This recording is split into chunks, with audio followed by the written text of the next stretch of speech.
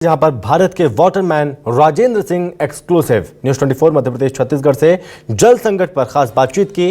छत्तीसगढ़ भगवान और प्रकृति के प्रिय संतान, ये बात कही राजेंद्र सिंह ने। यहां नदी, नरवा, घाटी, पर्वत, पहाड़ और जंगल हैं।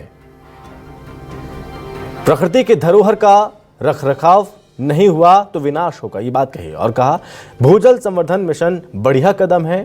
भूजल संवर्धन मिशन के शुभारंभ में पहुंचे भारत के वाटरमैन राजेंद्र सिंह और खास बातचीत की उन्होंने।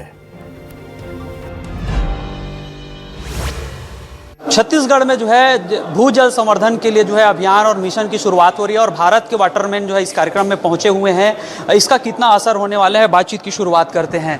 अब आपको वाटरमैन बोल दिए तो आगे की परिचय की ज़रूरत नहीं है। इस कार्यक्रम को आप किस तरह से देखते हैं? मैं समझता हूं कि ये सरकार का अच्छा प्रयास है। सरकार अच्छा काम करना चाहती है। भूजल खाली हो रहा है, धरती का पेट पानी के भरे बिना तो पानी हमें मिलेगा नहीं।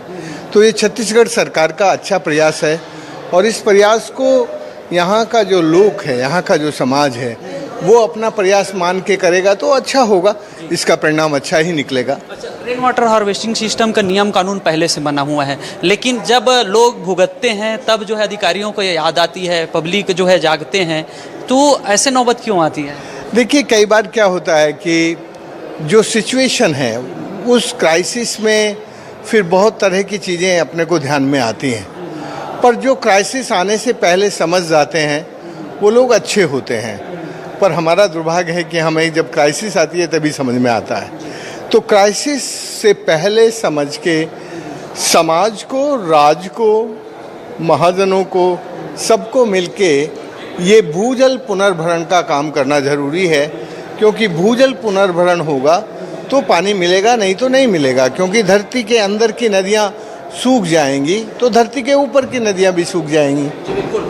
छत्तीसगढ़ में ज़्यादातर हम देखते हैं तो गर्मी के दिनों में जो फसल लेते हैं धान का, इसका कितना नुकसान होता है? मैं समझता हूँ कि छत्तीसगढ़ सरकार थोड़ी चेतना फैलाएगी और ये जो छत्तीसगढ़ का क्लाइमेट चेंज के कारण क्रॉप पैटर्न को रेन पैटर्न के साथ जोड़ने की ज़रूरत है। क्योंकि क्रॉप पैटर्न यदि रेन पैटर्न के साथ नहीं जुड़ेगा तो आप कितना भी पानी का अच्छा काम कर लो, फिर पानी नहीं मिलेगा। तो यदि सबको पानी देना है तो छत्तीसगढ़ में क्रॉप पैटर्न को रेन पैटर्न के साथ इंटीग्रेट करने की ज़रूरत है। एक और हम चला रहे हैं जल संवर्धन के लिए मिशन, दूसरी ओर वही विभाग नगरीय निकाय और जो है कंक्रीट का जंगल बिछा रहा है धरती के ऊपर में। कंक्रीट का जंगल बन रहा है, यानी कि कंक्रीट के रोड है, कंक्रीट का जो है फर्श हो रहा है, तो इसका नुकसान कितना होता है? कंक्रीटाइजेशन कभी भी पानी के भूजल पुनर्भरण में सहयोग नहीं करता, वो उसमें बाधा ही करता है। तो कंक्रीटाइजेशन को कम करना और धरती के पेट को पानी से भरने के लिए उसको नंगी रखना, घास, पेड़, पौधे, ये उस पर उपजाऊ लगाना, वो उसके लिए अच्छा होता है। छत्तीसगढ़ को आपने देखा, 2-3 दिन से यहाँ आप देख रहे हैं, पहले भी आप आ चुके हैं। क्या लगता है यहाँ पे किस दिशा में काम करने की ज़रूरत है? पानी के लिए तो शुरुआत हो गई है, और इसमें क्या ज़रूरत है? छत्तीसगढ़ एक नया राज्य है और छत्तीसगढ़ के लोग भाग्यशाली हैं कि उनके पास अच्छी बारिश है, अच्छा जंगल है, सब कुछ है छत्तीसगढ़ में। लेकिन उसको सहेज के रखना, उसको संभालना वो ज़रूरी है। इसीलिए मैं कहता हूँ छत्तीसगढ़ के लोग भगवान के लाडले बेटे हैं। उनको सब कुछ दिया है, जंगल, पानी, खेती, सब। उसको थोड़ा संभाल के रखने की और उसका ठीक से उपयोग करने की ज़रूरत है। यदि वो नहीं होगा तो ये जो विकास है वो विनाशक बन जाएगा।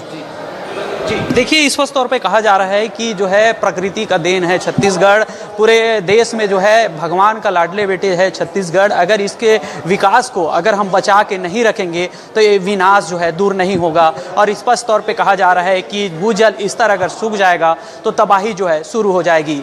कैमरामैन चोलाराम के साथ सत्या राजपूत, न्यूज़ 24 रायपुर। और इसी के साथ इस बुलेटिन में बस इतना।